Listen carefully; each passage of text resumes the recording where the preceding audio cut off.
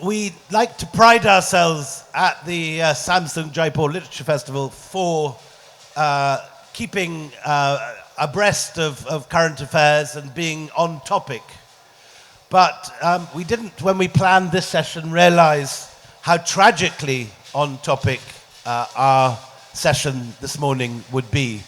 I'm sure most of you have seen in the papers about the demolition of a series of graves, a masjid, a madrasa, in Mehrauli.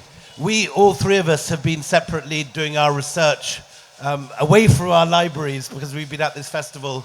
And there's no question the mosque has a chronogram of Bahadur Shah Zafar, which means it was, which records that it was an ancient mosque repaired in the mid-19th century. There are sultanate arches and graves scattered all around that area, which was a major sultanate center. So what we have seen this weekend, without any question from all three historians on this panel, is very important medieval through to 19th century remains being bulldozed. The only question is, was this done by an error and overzealous officials tidying up what they thought was recent encroachment, or was this something deliberate?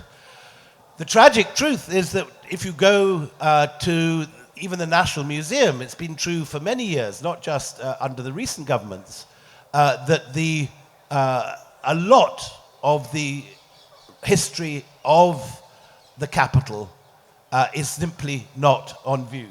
In the whole National Museum, there are barely a handful of Mughal pictures, no displays explaining the history of Shahjahanabad, virtually no mention of Shah Jahan and the extraordinary architecture that he created.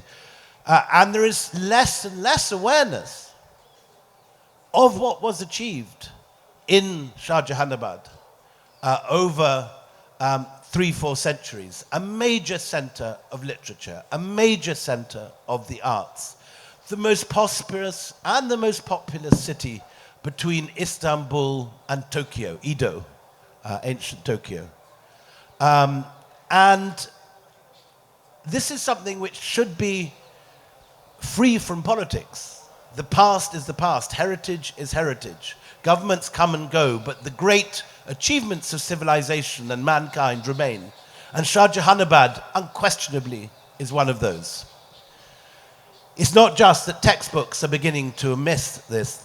There is a process of national forgetting. Now, two remarkable women have been fighting this process with scholarship, with the pen, with fine writing, and most of all, with years of research. I first met Swapna Liddle fighting over the indexes in the Indian National Archives more than 20 years ago. We were both trying to use the foreign, or was it the Palace Intelligence? I can't remember. Anyway, we met in the index area and have been friends ever since then. And she has dedicated her life both to archival research and the teaching of what she has uncovered and revealed in her work. Rana Safvi has been an astonishing figure, producing at a rate and at a consistently high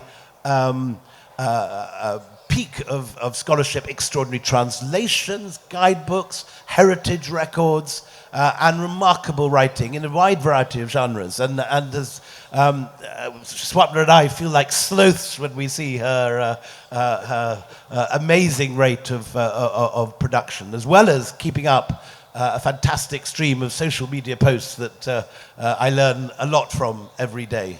So you could not have two better guides to Shahjahanabad. And what I propose doing is to let both of them lay out their float, so to speak, for 20-odd minutes, what their work has been about, what they've done, and then join together into conversation for the final 20 minutes. So, Swapna, off you go. Thank you so much, William. And I don't think anybody would accuse you of sloth.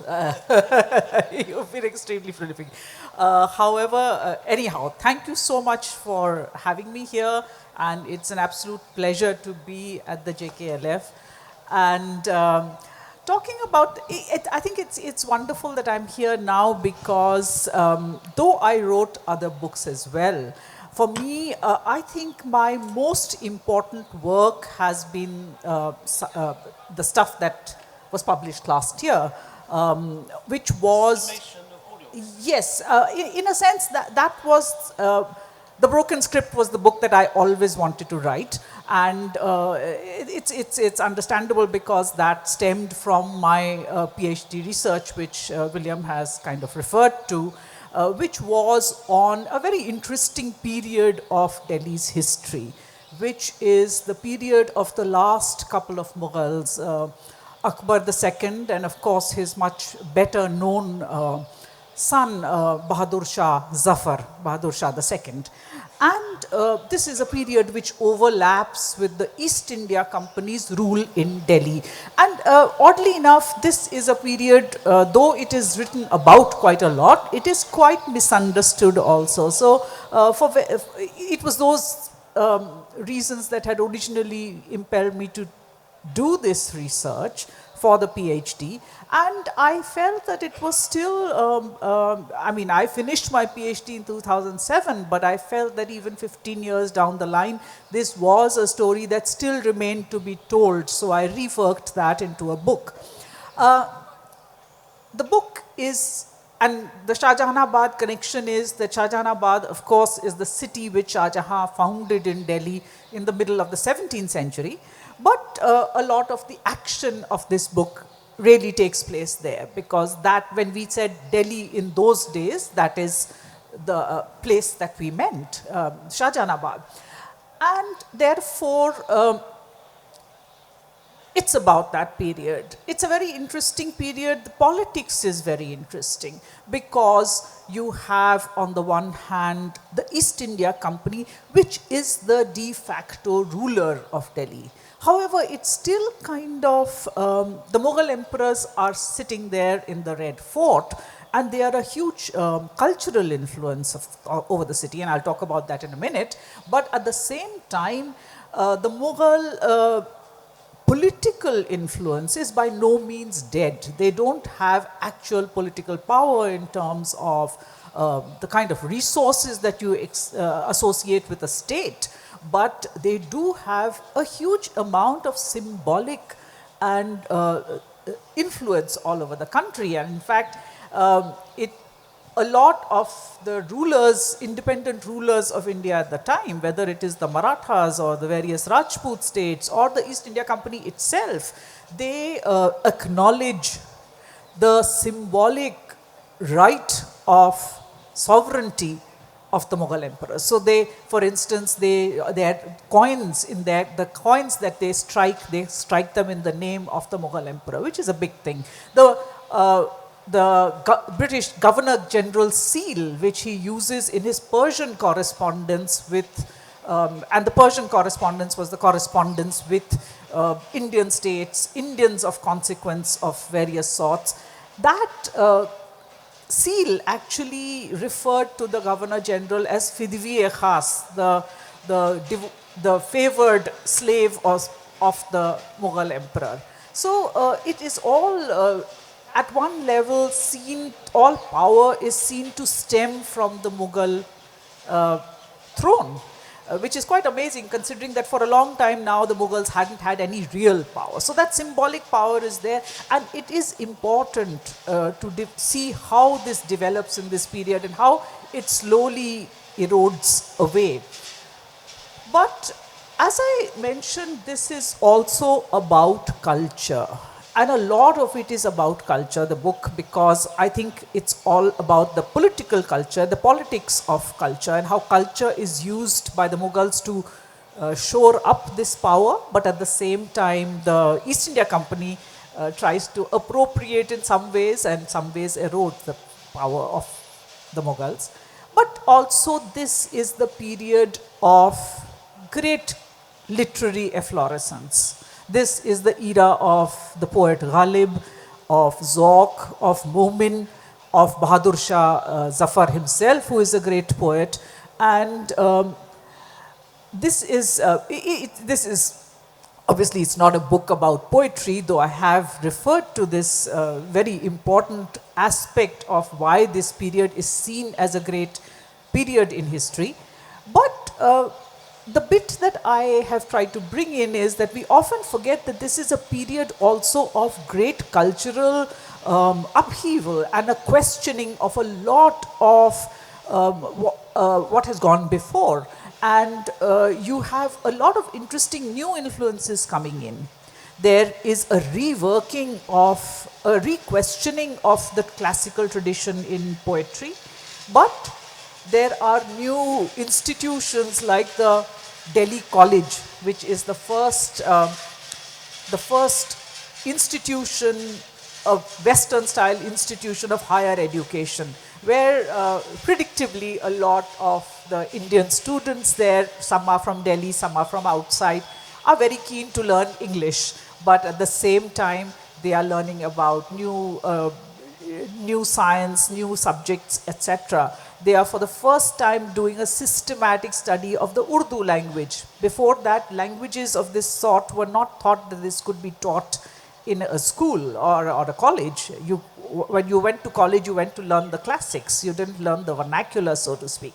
So it is all this interesting thing happening. There are fascinating characters in this. There are people like Master Ramchandar, who is, I can see Professor S. Shahjahanabad sitting here, who's done a lot of work on Master Ramchandar, and he is a great writer and popular. He's not only an original original thinker, but he also wants to popularize science. He also wants to write about, he wants to talk about social reform. He's a rationalist. So it's a very interesting period where lots of interesting new developments are happening. And the Mughals by no means are behind in forward thinking. We think of people like Bahadur Shah Zafar as sitting around doing mushairas and listening to music and dance and writing poetry. That is the persona that we associate with them. But we sometimes forget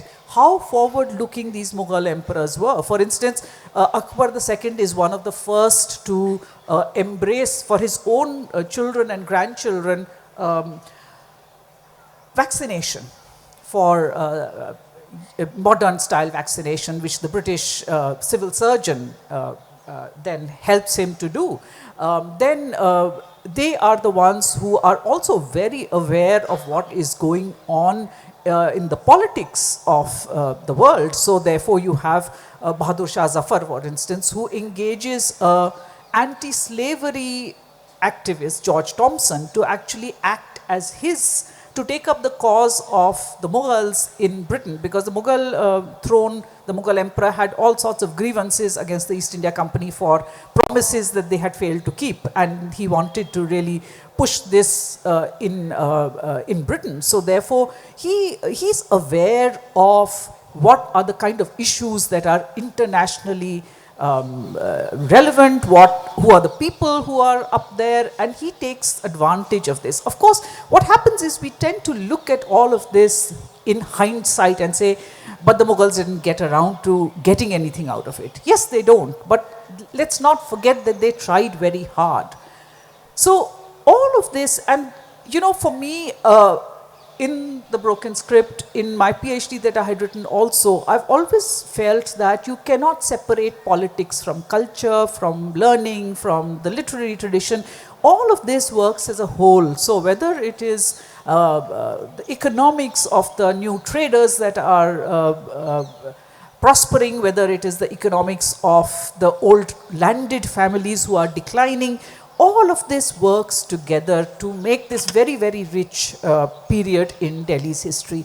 And of course, lastly, I talk about the revolt of 1857. And here also, if you look at Delhi and the revolt, it's a very, very different picture, because you have a very rich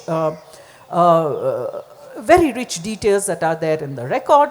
And if you look at it, there are some really fascinating things that are happening, not the least that the Mughal royal family suddenly comes into prominence again, and particularly the Mughal emperor. But also there are all sorts of interesting social forces at work.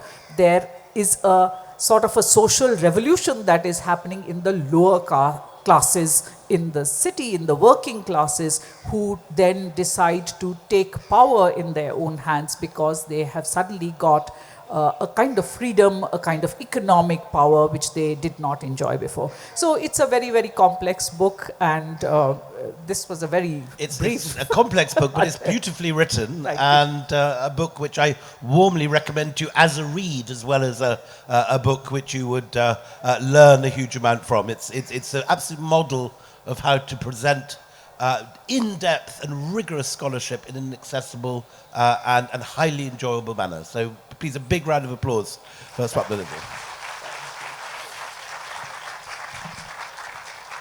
Rana.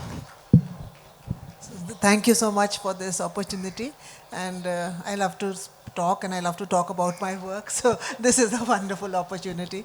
Tell me a writer that doesn't.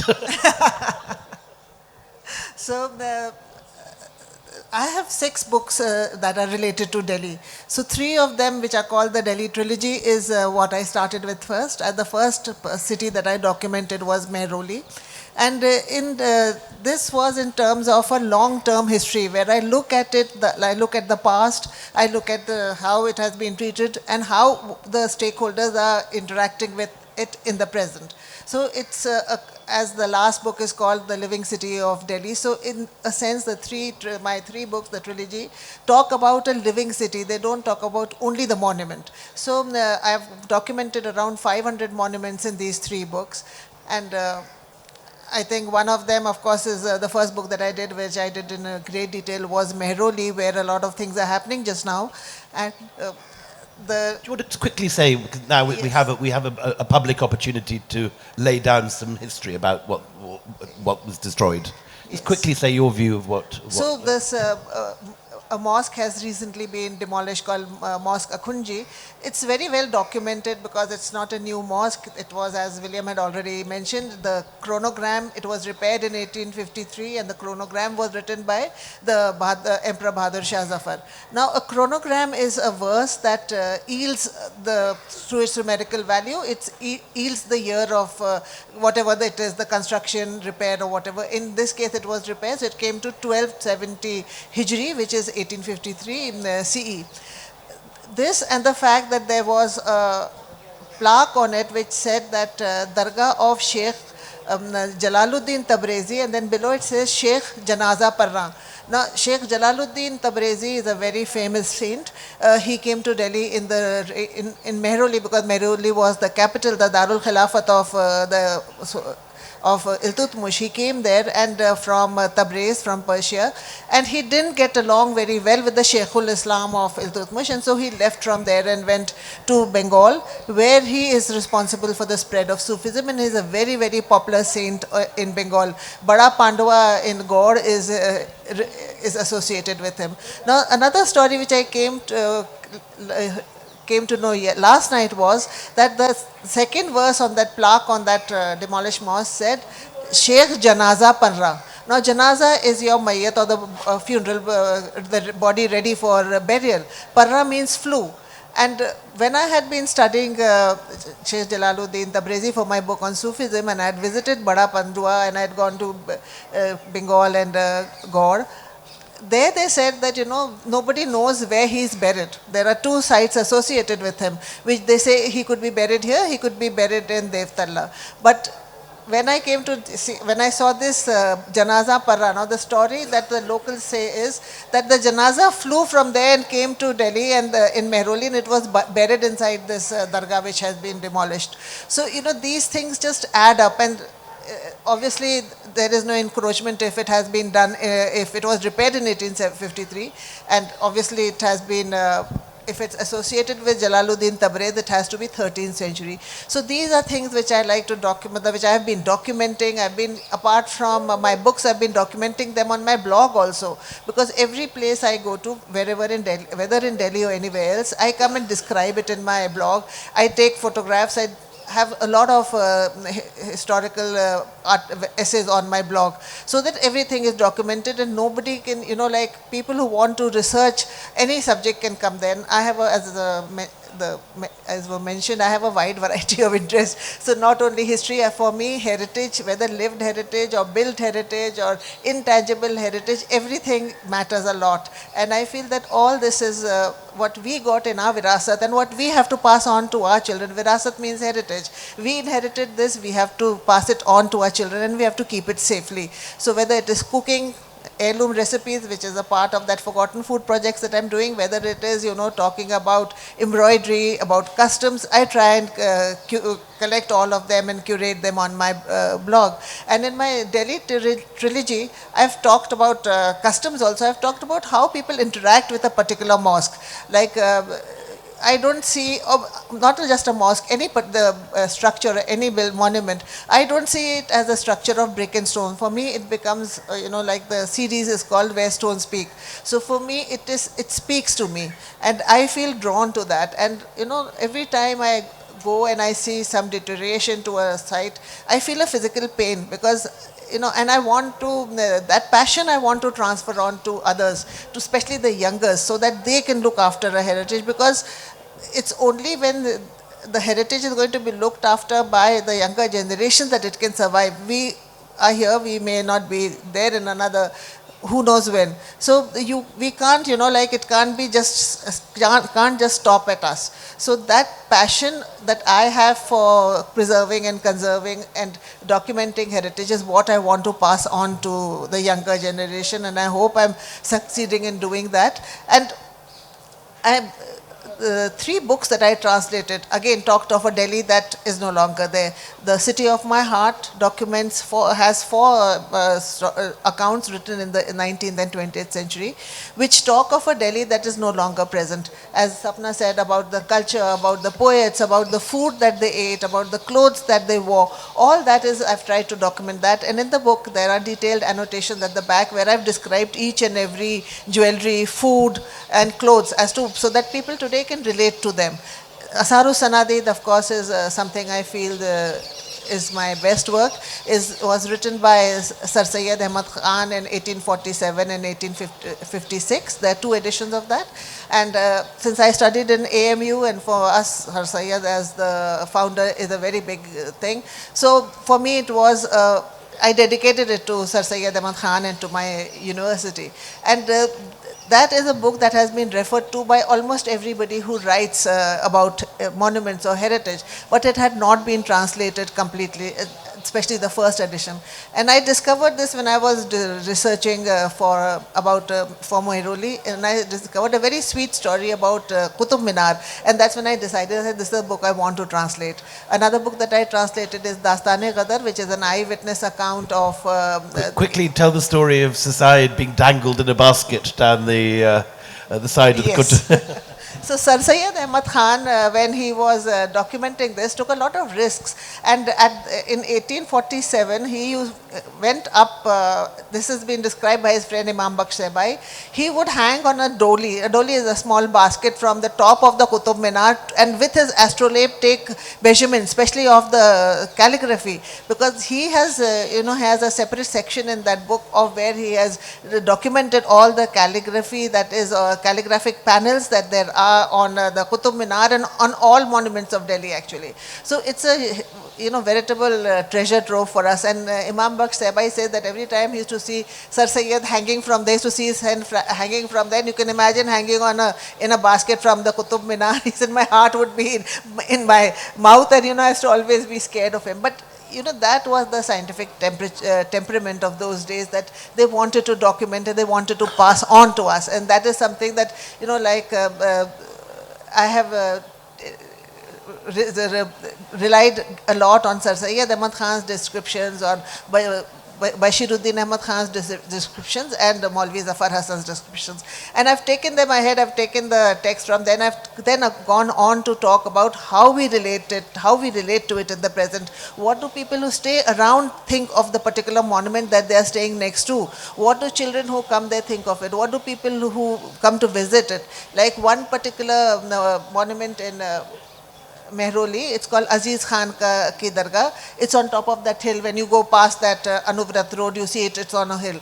I had gone there and I met this couple from Jhansi. Now Jhansi is quite far from Delhi. And I asked them why they had come, and they said that ye hamare peer hain. And now somebody in Jhansi thinks of a dargah in Mehrauli to be his patron saint. Peer is your patron saint, or the person you look up to, somebody who's your master. And this couple was from the village, and I think their name, if I'm right, was Shiv Kumar. And I've mentioned the name in my book, I'm forgetting it. And it was so interesting for me that after, this, Aziz Khan is from the time of Akbar, and that so many years later, these people are still think of him as a peer. And he said every year from our village people come here. So it is these things which interest me a lot, which, for me make it a living monument. And that is why in the series that the last of the series is called The Living City of Delhi, because I try to weave in the past and the present and make it into a long-term history project for everybody to read. Thank you, Rana. Fantastic.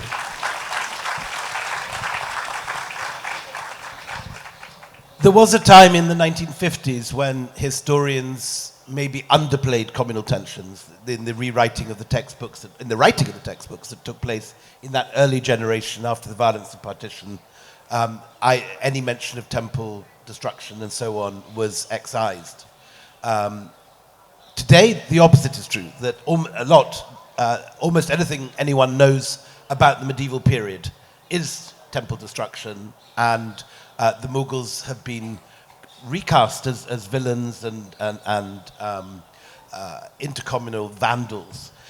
Can you give us a completely frank and unvarnished view, Swapna, of the state of intercommunal relations, Hindu and Muslims and Jains and Sikhs and Christians? How did they get on in early 19th century Delhi?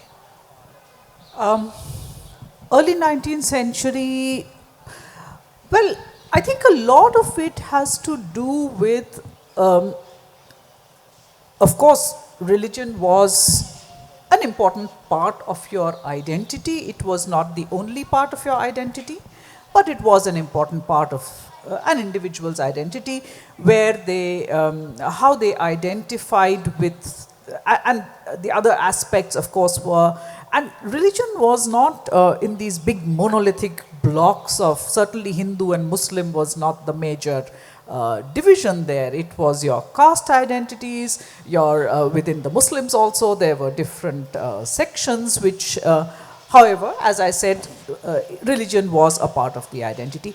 The Mughals had interestingly evolved a culture, a courtly culture, a culture of their own household, which actually set, it was an example that they set for their subjects as well, because as you can understand, the Mughals were themselves quite mixed. They had a very strong Rajput influence in their own family. By the time of Zafar, you'd had, 7 or 8 generations of Hindu wives? Yes, exactly. And that reflected in their court culture, in their household culture, as Rana in some of her translations shows how Diwali was celebrated, how Dashera was celebrated, how Holi and Raksha Bandhan was celebrated in the Mughal family as well as the court. So the Mughals had always aspired to, by personal example, lead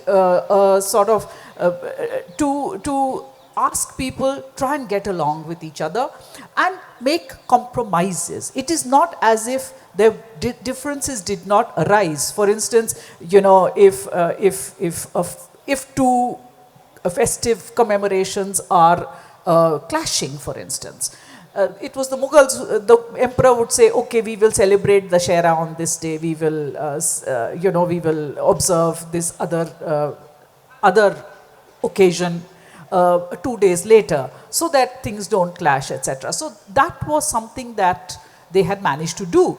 Now the British, as East India Company, who were not completely familiar with this, do get into some amount of trouble in trying to negotiate some of these things. And of course, there are also, all of this is always mediated by changing social circumstances. So in this period, because the Muslim service class are declining in influence, and the Jain, particularly Jain trading class is getting stronger, those kind of assertions of religious, which find their way through religious identities happening.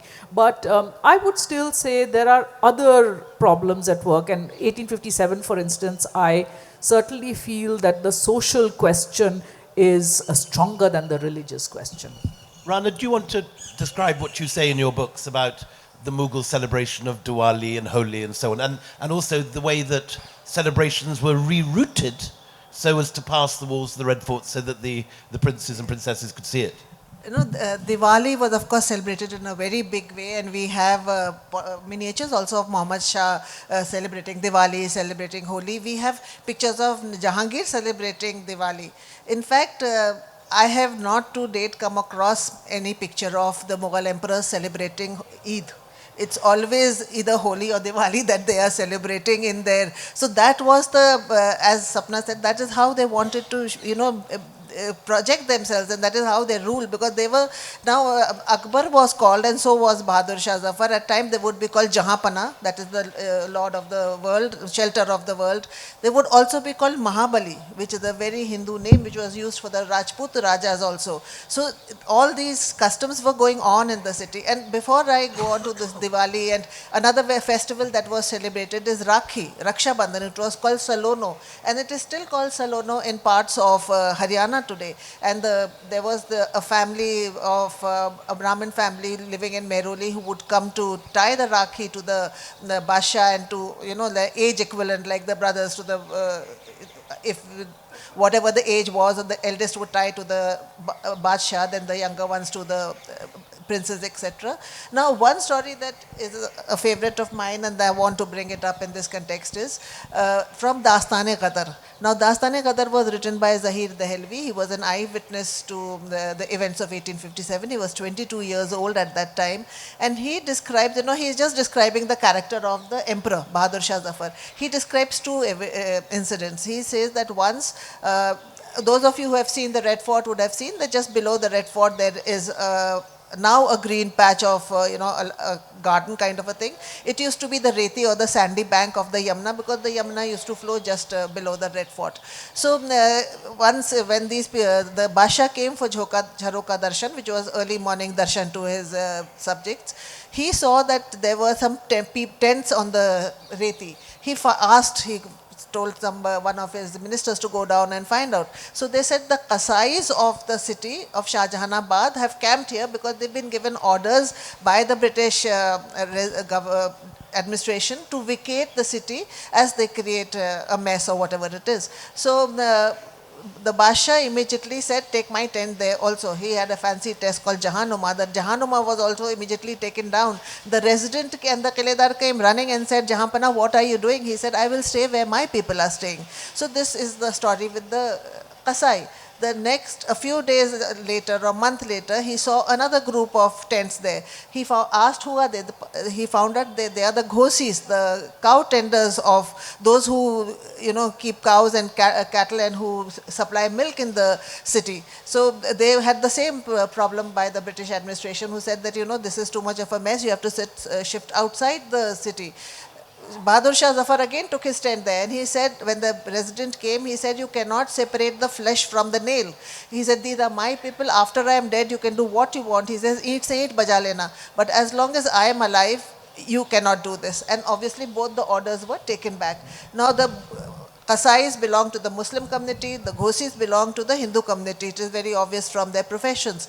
But for the Basha, both were equal, and that is something he, like in the prayer that I have translated in Tears of My Begum, where his daughter comes upon him and he's praying and he says, Ya Rab, mere jitne wo hain, sare जो हमारी रियाया है उसमें जो मुसलमान हो चाहे हिंदू हो सब मेरे बच्चे हैं. So he says all whether Hindus or Muslims they are my children and I want them to be safe, and that is why he leaves the fort and goes to Humayun's tomb. So this is something, and as Swapna said, that it was the social question that was more important during 1857, and that is something that led to the famous divide and rule policy, because the British, there is a diary by a surgeon called Keith Young who says that if the Muslims and the Hindus and the lower caste and the upper caste get together, then we've had it. And they try to create some strife in the city during the Bakrid festival. But the emperor and Bakht Khan, who was the commander-in-chief, they gave orders immediately that, all cows have to be registered in the...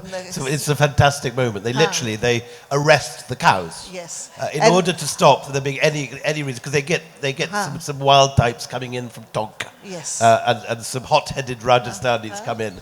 And they're threatening to sacrifice a cow. So there's no need to sacrifice a cow. And all of them are Nowhere registered. does So it say in the Quran you have to sacrifice a cow. And so they literally, and then there are all these messages from the police thanas saying all the lockups are full. We've put cows in all of them, and there's no more room. So they have to find an extra sort of quarantine zone for the cows to be held up. And Eid passes, no cow is. And I've also seen the British intelligence records up on the ridge. The British are watching with binoculars, and all their spies have told them there's going to be a major outbreak of communal upset on Eid because they're going to sacrifice a cow. The Hindus are going to go crazy, and they're disappointed because all the cows have been locked up, and there's nothing, and it all goes without any incident. So it's a wonderful moment, the arrest of the cows of Delhi. So this is how 19th century is my area of study, and so this is what is the society that we see there of people living together. And up till 1857 there were only 6 riots. Right. And the first riot was in Ahmedabad under the Mughals. So you can imagine that there was once or twice there would be some kind of communal tension, but more or less they all lived very happily together. So this perception that there was that the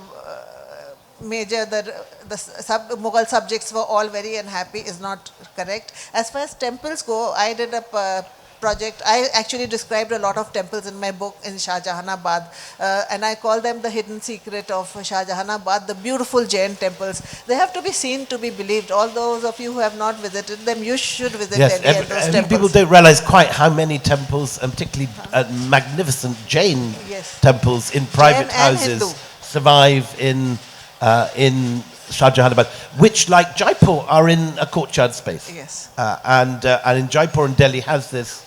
And so some people have interpreted it as imagining that it has to be inside because it can't be public. But this is exactly what happens in the Hindu court of Jaipur too. You have this, everyone is within and it looks often like a haveli. It doesn't look like what we imagine a temple to look like. The other sort of stereotype, which you see on social media every day, the phrase foreign invaders. Tell us, Swapna, about the way that not only Muslim rulers across Delhi, but Hindu dignitaries used to come to Zafar or to Akbar Shah or to Shah Alam for a kind of certification of their rule when they came to the throne, because the Mughals were regarded universally across the country as an icon of legitimacy, the opposite of being a sort of illegal entrant. Yes, of course. I mean, by the time we come to the early 19th century, that is that's a given. That the Mughals People are the... don't know it though, so it's worth yes, stating exactly. it. That they are the fount of all authority. So the, the Rajput states, they are asking for an endorsement of the Tika every time a new ruler comes to the throne.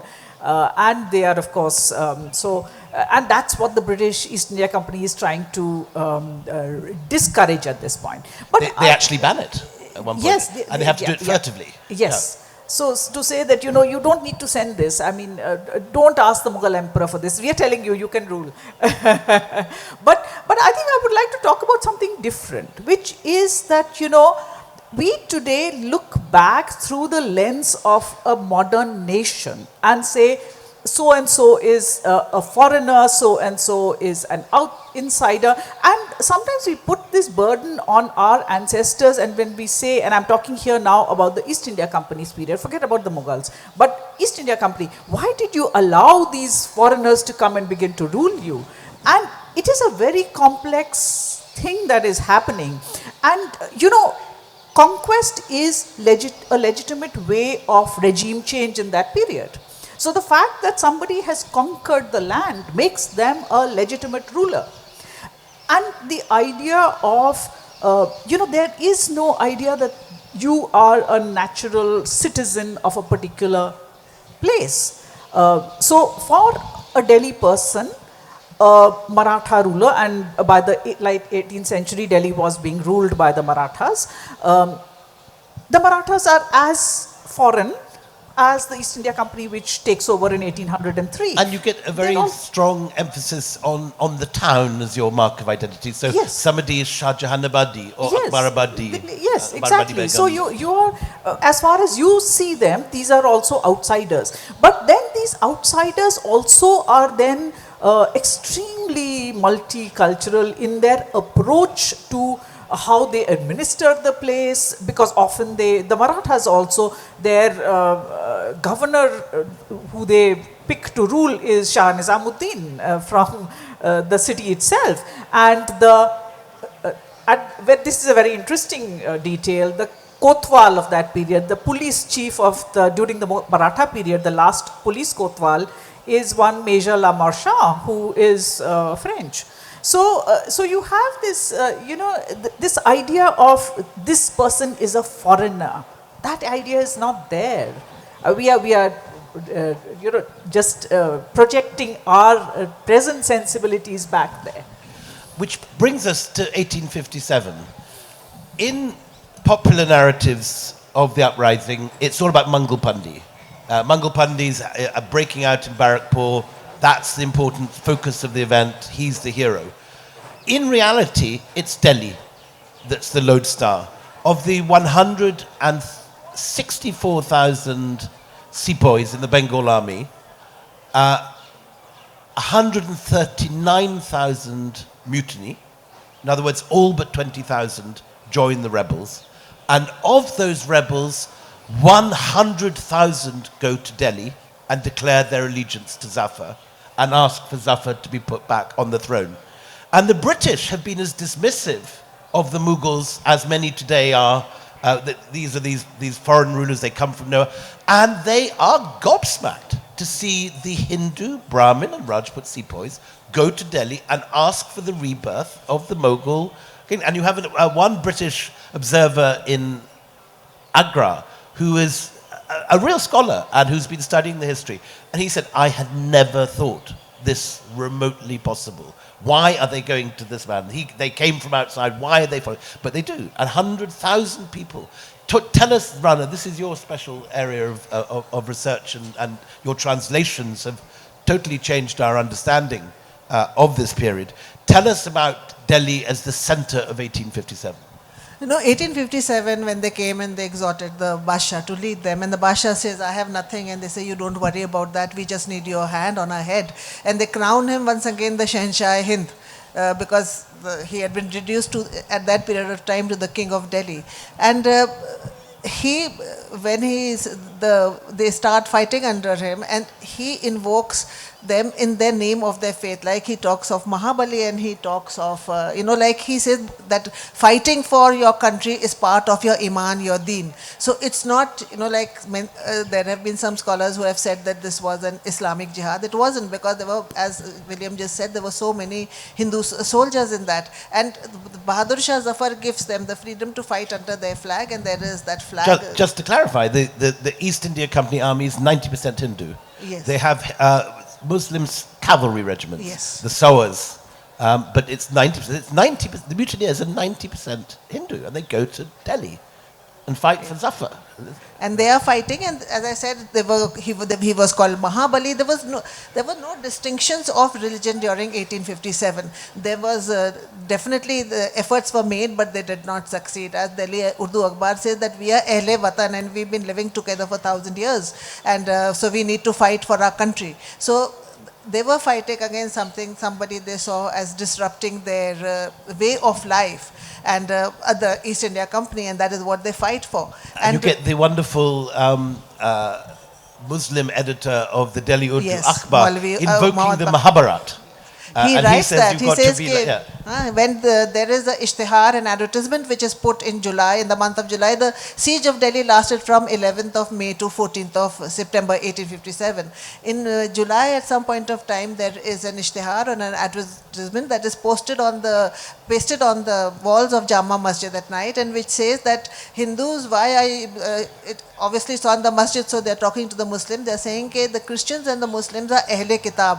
That is the revealed book is the same, because the Muslims accept the Bible as part of one of the revealed books. And he says, we are Ahle Kitab, so why are you fighting us? You should be fighting the Hindus. And these posters are removed overnight, and the next Delhi Urdu Akhbar that comes out, by that time it's called Zafar Akhbar, after Bahadur Shah Zafar, it says that we are Ahle Watan, Hindus and Muslims have been living together, we are compatriots, we are fellow Indians, or Hindustani, the word was in those days. So where is the question of, being at odds at each other? So at every step of time, whenever there was a division sought to be created, the Basha, his advisors, the CNC, the Maulvi Muhammad Baqir, they were always one step ahead. And that is why that diary that is sent to Shimla, that Keith Young, and he writes, we can say, if we do not succeed in creating a division between the Indian forces, we can say goodbye to our imperial dreams. On that note, I think it's time to open up to questions. The lady at the front here just got her hand straight up, standing exactly, in the very elegant shawl. My mother made me get this here. So my question is to Swapna or Rana. Throughout the discussion or even reading your books, we have understood that a ruler has been successful when the ruler has been respectful to all the religions, all kinds of beliefs. People are able to practice their beliefs. Even if we talk about Punjab, the period of Maharaja Ranjit Singh, he's called a successful ruler because the people were kind of united and everybody could practice their beliefs. So today in this country, you talked about it and what is happening here. Through the long history, if you can comment on that, can this actually work? What is now happening? Well, I'm a historian, so though I do have a very layperson's insight into what's going on right now, I think we will need, there are many, many better people in this forum to be talking about politics at this point. So current politics is not something that I can draw exact parallels with right now. In fact, I feel much happier living in the past. I relate to it much more. Yes, but I think the Mughal, particularly late Mughal rule, this period that we're talking about, is a fantastic example that very few people study, and all three of us have written about this in depth. So I would advise anyone that wants to know more about this to go to all three of our books. And it is a far more optimistic and united picture than anyone would be led to believe from the tone of newspapers or social media. It is an example of a town which has a very strong communal ethic, strongly united in pride of the culture of that city and its shared language, its poetry, its cooking, and it is regarded as a school of manners for the rest of Hindustan. What Florence is and Florentine Italian is to Italy, so Shahjahanabad and Shahjahanabad Urdu is to Hindustan. Thank you so much for your time today. This question is more specifically for Rana, and it's a historiographical question about the 19th century, considering you discussed Sir Syed Ahmed Khan's descriptions. I was wondering if you noticed any distinctive departure or difference in the milieu of late 19th century Islamic reform and how people related to politics of space, particularly shrines or monuments that embodied Sufi lineage or Sufi memory, or if you notice a sort of reclamation in the proliferation of an idea of like a Muslim qawm or ummah or Indian Muslimhood. Thank you. I'm sorry, I have some hearing issues, so I find it very difficult to hear from far away, so I had to ask Swapna for that. Sir Syed Ahmed Khan has two editions, as I mentioned earlier. First edition is very, very chatty, in which he has a lot of stories about everything. The second the second edition is much more, in the sense he's just talked about the dates and the who built it, etc., for the monuments. Now, coming to your question about the dargahs, there were three stages in Sufism. The first, of course, was the Khanqa stage, where the Sufi saints themselves were living. Then came the Tariqa stage, where their disciples were gathered together and they started. And the third comes the stage where now people are just going to the dargahs, and it's more devotional than mystical. Now, to answer your question, by the time in the 19th century, also it is people going to the dargah are not going. Some of them are going for intellectual conversations, but by that time itself, by the 19th, 20th century, people had started going to dargah to find cures for various things, whether it was a cure for a illness or some economic help or a lot of things. Today, people going to the dargah, very, very few, I think that's a very small percentage that goes there in pursuit of some mysticism or for some intellectual conversation or stimulation. And it's mostly people going there to find, they interact with it as more as a devotional shrine, where they are going to ask the saint to intercede for them, for Allah. I hope I've answered your question.